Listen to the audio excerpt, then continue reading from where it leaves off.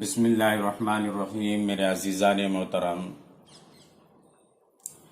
یہ الدرس الثامن یعنی 8ویں سبق کی پہلی تمرین ہے۔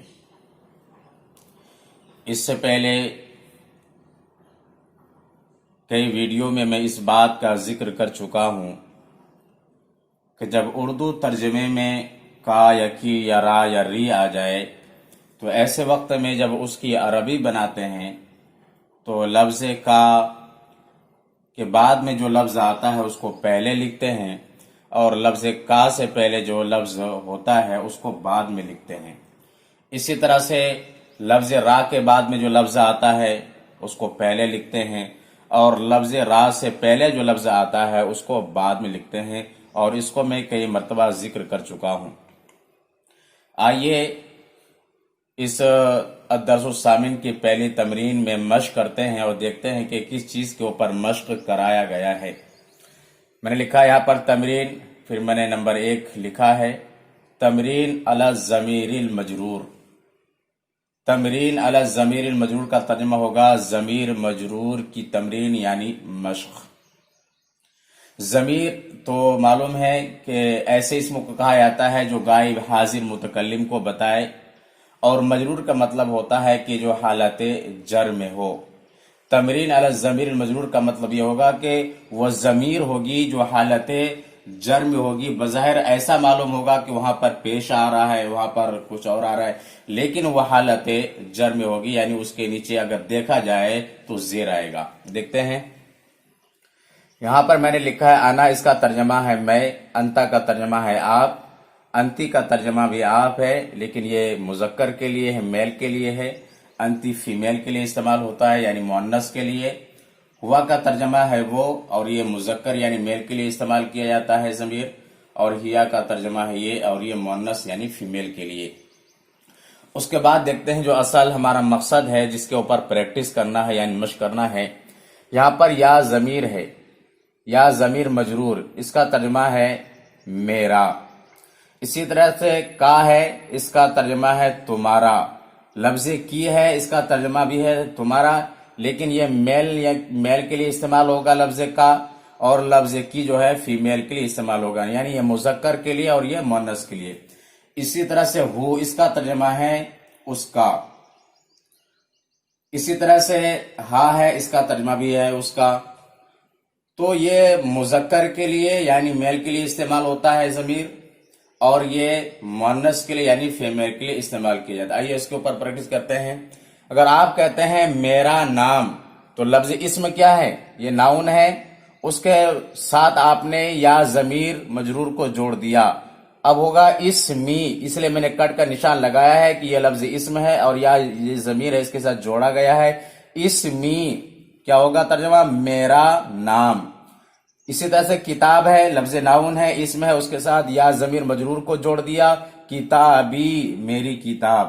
اسمی میرا نام، کتابی میری کتاب۔ اسی طرح دیکھتے ہیں لفظ کا ترجمہ میں نے لکھا ہے تمہارا۔ اسم کا ترجمہ نام، اور کا ترجمہ ہے تمہارا۔ اسم کا تمہارا نام، اسم کا تمہارا نام، کتابوں کا تمہاری کتاب، یہ مذکر کے لیے۔ اسی طرح دیکھتے ہیں اسم کی تمہارا نام یعنی فیمیل کے لیے، کتاب کی تمہاری کتاب۔ اسم کی تمہارا نام اور کتاب کی کا ترجمہ تمہاری کتاب، تو یہ مؤنث کے لیے استعمال ہوا ہے یعنی فیمیل کے لیے۔ دیکھتے بعد ہو کا ترجمہ ہے اس کا نام، اسم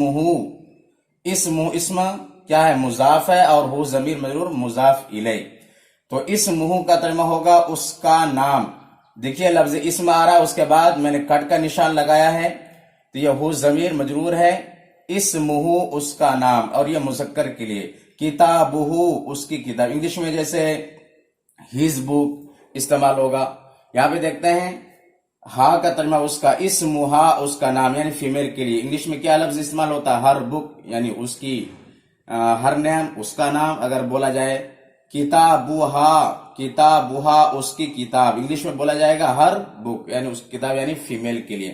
تو اس طرح سے بہت سارے جملے بنا سکتے ہیں، اور باضابطہ وضاحت کے ساتھ اس کو بیان کیا گیا ہے کہ یا ضمیر مجرور ہے، اس کا ترجمہ کیا ہوتا ہے، काफ ज़मीर भी मजरूर है, इसका तर्जुमा क्या होता है? की है, ये किस लिए आता है? हु ज़मीर है, ये किस मकसद के लिए इस्तेमाल होता है और क्या इसका तर्जुमा होता है? तो तफसील से इसको बयान किया गया है।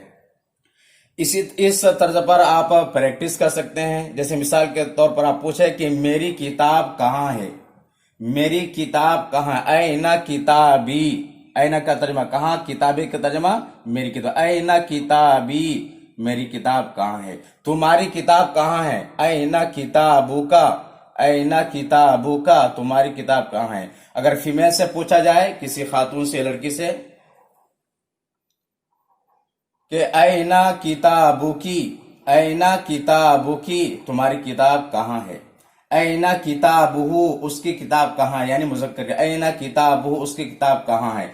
इसी तरह आप जुमला बनाएं कि ऐना किताबुहा, ऐना किताब, उसकी किताब कहाँ, यानी ये फीमेल के लिए। इस तरह से आप जुमला बना सकते हैं। इसी तरह से आप यहाँ पर ये लगा सकते हैं कि मा इसमी, मेरा नाम क्या है?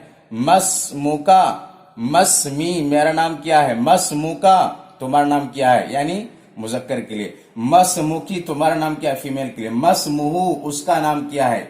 मस्मुहा, उसका नाम क्या है, ये यानी मुन्नस के लिए, फीमेल के लिए। तो इस तर्ज पर इसमें प्रैक्टिस कराया गया है, मश्क कराया गया है। अगर ये वीडियो आपको पसंद आए तो लाइक करें और दोस्तों अहबाब को शेयर करें। इसी तरह से कमेंट के जरिए से अपने मुफीद मशवरे से हमें इत्तिला दें और मुकम्मल वीडियो देखने के बाद में मेरे चैनल को सब्सक्राइब करें और बेल आइकन पर जरूर क्लिक करें। फ़कत वस्सलाम।